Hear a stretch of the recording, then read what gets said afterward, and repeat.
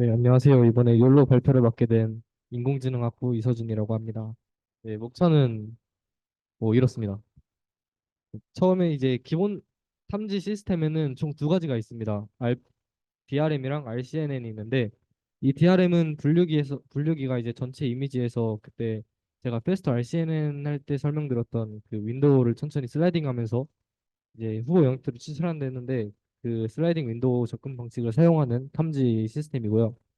그리고 RCN은 RPM으로 이미지에서 박스의 잠재적 위치를 생성한 다음에 제한된 박스의 분류기를 실행해서 입체를 탐지하는 시스템입니다.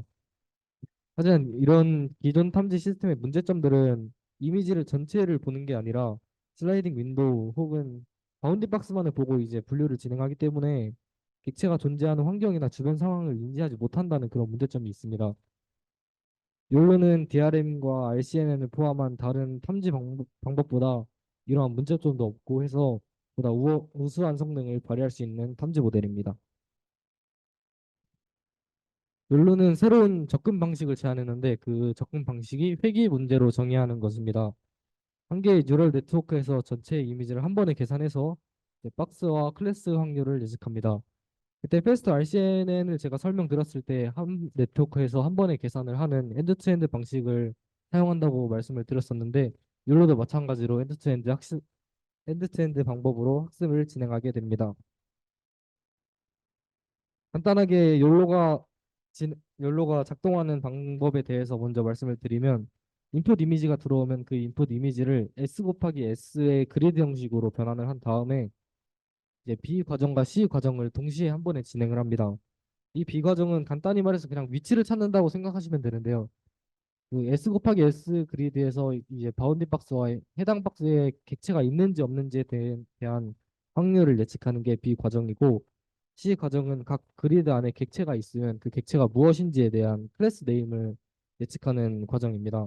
그래서 B 과정에서 이제 객체가 있을 법한 바운디 박스를 예측하고 C 과정에서 각 그리드에 어떤 객체가 있는지에 대한 클래스 네임을 예측하게 되면 이 B 과정과 C 과정을 합쳐서 최종적으로 파이널 디텍션을 추출할 수 있게 됩니다. 좀 더 자세히 말씀드리겠습니다. B는 총 두 개의 반환값을 가집니다. 바운딩 박스 좌표를 일단 첫 번째로 반환을 하고요. 그리고 두 번째로 바운딩 박스의 객체 존재 여부입니다. 여기 옆에 공식 보시면 예를 들어서 객체가 존재한다면 1을 반환을 해주는데 이 공식대로라면 1 곱하기 IOU가 되니까 결국에는 존재한다면 IOU를 반환하게 되고요. 만약에 존재하지 않는다면 0을 반환하기 때문에 0 곱하기 i는 당연하게 0이겠죠. 그래서 존재하지 않는다면 0이 결정되게 됩니다. 그리고 C의 반환값은 각 그리드 셀에 대해서 클래스 확률을 계산합니다.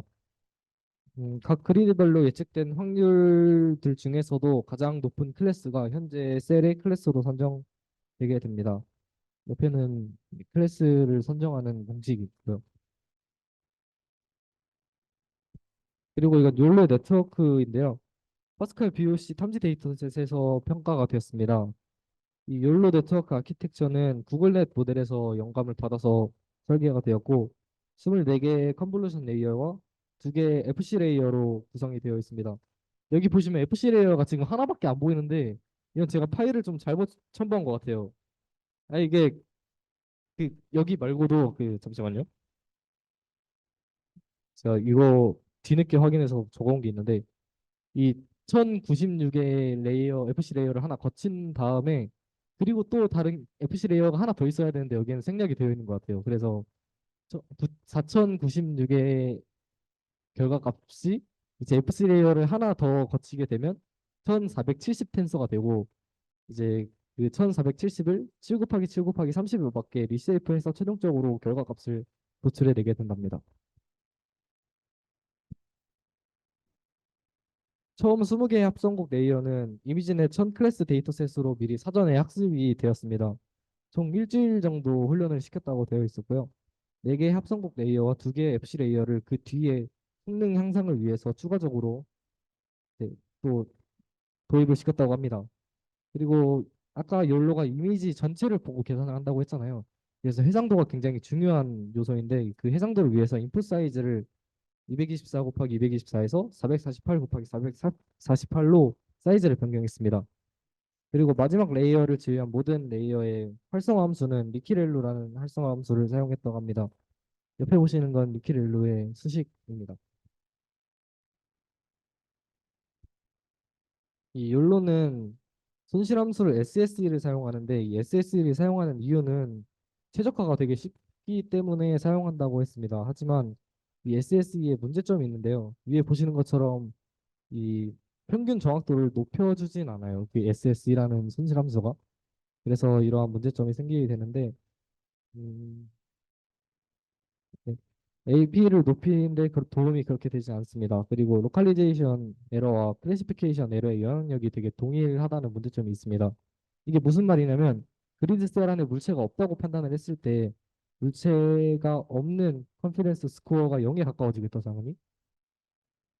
그리고 이제 물체가 있는 컴피데이션 스코어는 그 물체가 없는 컴피데이션 스코어와 굉장히 연관이 없는데 물체가 없는 컴피던스 스코어가 0이 가까워지는 게 물체가 있는 컨피던스 스코어의 점수를 좀 더 돋보이게 강화하는 효과를 가져온다고 해서 이러한 점이 문제가 된다고 합니다. 그래서 바운디 박스 좌표를 예측으로 인한 손실은 증가하고 객체가 포함되지 않은 바운디 박스에 대한 손실은 감소시켜야 합니다. 그래서 이러한 방법이 해당 수식인데요. 이걸 좀 단순하게 말하면 박스에 위치한 관련된 파트는 5를 곱하고 객체가 없는 상황에 대한 파트는 0.5를 곱해서 서로 더합니다. 이게 최종적으로 중요도가 되는데 이러한 이 수식을 거쳐서 나온 중요도를 손실함수에 이제 반영을 시켜서 값을 도출한다고 합니다. 그래서 여기 위에 보시면 중요도 업이라고 되어 있는 데가 있죠. 여기에서는 이제 5를 곱해주고, 네, 5를 곱해주고 밑에 파란색 박스를 보면은 중요도 다운이라고 되어 있는 곳은 0.5를 곱해주는 것을 볼 수 있습니다. 파스칼 VOC에서는 네트워크 파스칼 VOC에서 네트워크는 이미지당 98개의 바운드 박스와 클래스 확률을 계산하는데요. 음, 이 욜로는 NMS라는 그 바운딩 박스, 불필요한 바운딩 박스를 제거해주는 그런 알고리즘을 사용하는데 위에 보시면 한 클래스당 되게 바운딩 박스가 많은 게 보이시죠? 이러한 것들을 이제 NMS를 사용해서 불필요한 것들을 제거해주고 해서 최종적으로 좀 하나 정확한 하나의 바운딩 박스만을 남기는 그런 알고리즘을 사용합니다. 그래서 NMS란 예측된 바운딩 박스 중에서 부정확한 바운딩 박스는 버리고 정확한 바운딩 박스만 선택하는 기법입니다. 이게 이제 NMS의 의사 코드인데요. 이걸 이제 말로 풀어 보면 이게 색깔별로 옆에 대칭해서 보시면 돼요. 주황색 1번은 디텍션된 바운딩 박스별로 컨피던스 트렌드 숄드 이하의 바운딩 박스는 제거합니다. 이게 왼쪽 의사 코드에서 보시는 주황색 박스이고요. 그리고 두 번째는 가장 높은 컨피던스 스코어를 가진 박스 순대로 내림 차순을 정렬합니다. 이게 이제 저기 보라색 박스입니다. 그리고 이제 아래 초록색 박스를 계속 반복을 돌리는데요. 초록색 박스에서는 가장 높은 컨피던스 스코어를 가진 박스와 겹치는 다른 박스를 모두 조사해서 IO가 특정 트렌드 숄드 이상인 박스들을 모두 제거합니다. 이 부분이 이제 초록색인데 이 초록색은 이제 모든 박스에 순차적으로 적용하면서 반복을 하면서 최종적으로 남아있는 박스만 선택하게 됩니다. 그리고 다음은 실험 부분입니다. 이 페스트 욜로라는 것은 이제 파스칼에서 가장 빠른 객체 분출 방법 중에 하나인데요. 여기서 보시면 페스트 욜로의 MAP는 52.7%지만 욜로의 MAP는 63.4%로 실시간에서는 욜로가 훨씬 더 좋은 성능을 보이고 있음을 확인할 수 있습니다.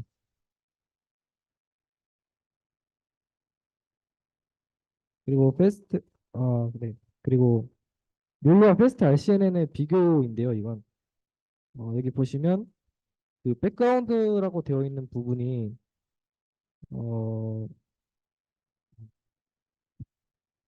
욜로는 백그라운드 미스테이크가 적어요. 하지만 MAP 값이 작은데 사실 이게 아직까지 잘 이해가 안 됩니다. 그러니까 이게 여기 정확도 커렉트를 보시면 패스트 RCNN이 더 높은데 이게 실시간에서 더 좋은 성능을 탐지한다고 연로를 쓴다는 게 아직 저는 잘 이해가 되지 않습니다.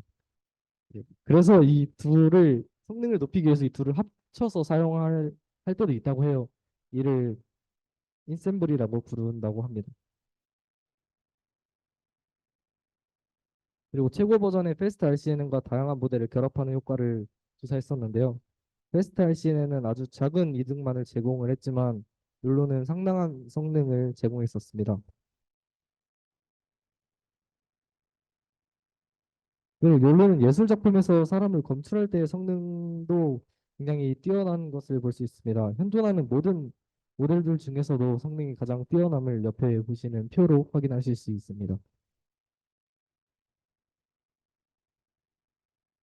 그리고 오브젝트 디텍션의 가장 기본적인 구현 방법은 맵킨과 연결해서 실시간으로 탐지하는 건데요.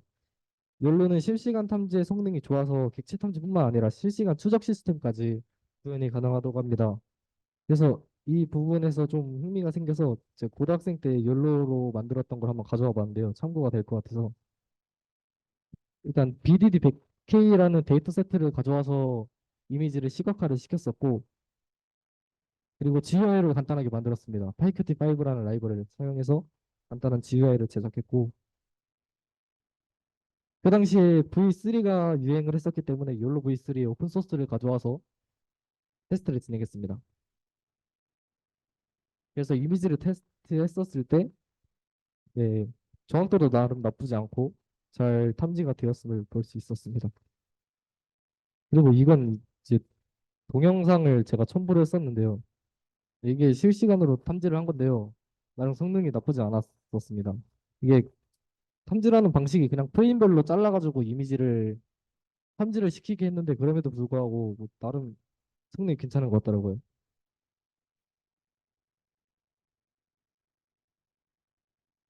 네. 네, 그래서 욜로 모델은 구성이 간단하고 전체 이미지로 학습을 진행할 수 있다. 그리고 패스트 욜로는 가장 빠른 오브젝트 디텍션이고 욜로는 실시간 객체 탐지 및 실시간 객체 추적에 매우 유리합니다. 마지막으로 욜로는 훈련 단계에서 보지 못한 새로운 이미지에서도 강건하다는 것을 확인할 수 있었습니다. 제가 참고한 레퍼런스고요. 발표를 여기서 마치겠습니다. 감사합니다.